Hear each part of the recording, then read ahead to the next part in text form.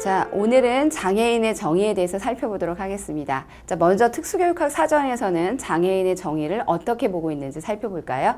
자, 먼저 보시면 질병이나 사고 등에 의해서 이런 지적, 정신적, 청각, 시각, 내장 골격, 기형적인 면, 이런 모든 측면에서 결함이 생겨서 결함이라고 하는 것들 여러분들 좀 기억해 주시고요. 결함이 생겨 이로 인해 정상적인 생활이 곤란하거나 불가능한 상태를 말합니다. 그럼 여기서 살펴보면요. 지적, 정신적, 그다음에 청각, 시각, 내장 골격, 기형적인 면 이런 면에서 내장 골격, 기형적인 면이라는 것은 이게 신체적인 측면하고 강하구나. 신체적인 측면에 연결되겠구나 라고 하는 걸 기억해 주시면 되고 청각이나 시각이라는 건 뭐예요? 감각적인 거하고 연결이 되겠죠. 그래서 이런 부분들이 전부 다 장애라고 하는 영역 안에 들어간다 이렇게 보시면 되겠습니다. 그래서 이렇게 정상적인 생활이 곤란하거나 불가능한 상태를 얘기하는데 어떤 이유로 그렇게 됐나 봤더니 결함이거나 장애라고 하는 표현을 쓰기도 한다 이렇게 보는 거죠. 저희가 지금 장애에 대한 정의를 보고 있지만 결함이라고 하는 여기 있는 요 내용 impairment라고 하는 이 내용이 굉장히 중요해서 다시 한번 설명드립니다. 결함이라는 것은 신체의 특정 부위나 기능이 손실되었거나 감소한 것을 의미하기 때문에 의료적인 지원이 필요하다라고 하는 부분, 의료적인 지원이 필요한 것은 결함이라고 한다. 그 다음에 장애라고 하는 것은 손상으로 인해서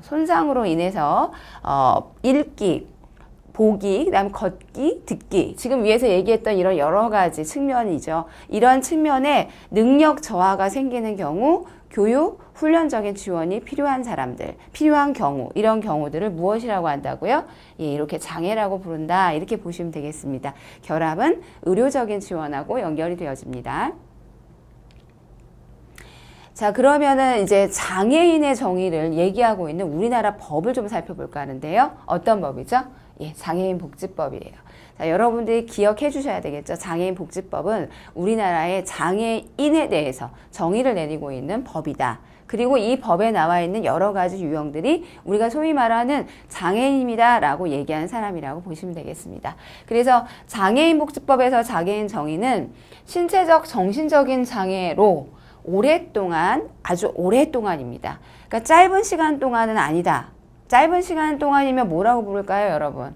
짧은 시간이라면 아마 병이라고 부를 확률이 굉장히 높겠죠. 그런데 여기 있는 것처럼 오랫동안이라고 하는 말이 붙어 있다는 것은 장기간인데 그 장기간이 어쩌면 내가 죽을 때까지 라고 얘기할 수도 있어요. 그래서 오랫동안 일상생활이나 사회생활에서 상당한 제약을 받는 자, 이렇게 장애인복지법에서는 정의 내리고 있습니다. 장애인에 대한 정의를 장애인복지법에서는 이렇게 신체적인 장애와 정신적인 장애 두 가지로 나누고 있는데요.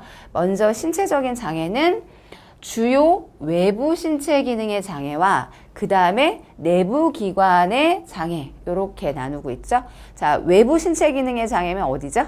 바깥에 보이는 거. 지금 여러분들이 저를 보시면 어디가 있을까요? 예를 들어 눈, 그 다음에 코, 입 이런 데 바깥쪽으로 다 보이시죠? 팔, 다리. 이런 것들이 외부 신체 기능의 장애하고 관련이 있겠구나 이렇게 생각해 주시면 되고요. 내부 기관의 장애는 어딜까요? 저를 볼 때 여러분들 저를 볼 수 없는 부분이에요. 제 신체 중에 어디예요?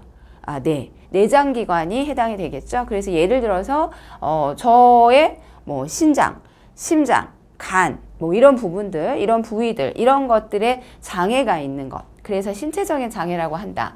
그 다음에 정신적인 장애라고 하는 건 무엇이라고 하는가 봤더니 우리가 보통 정신, 그럼 멘탈? 이렇게 생각하죠. 예, 맞습니다.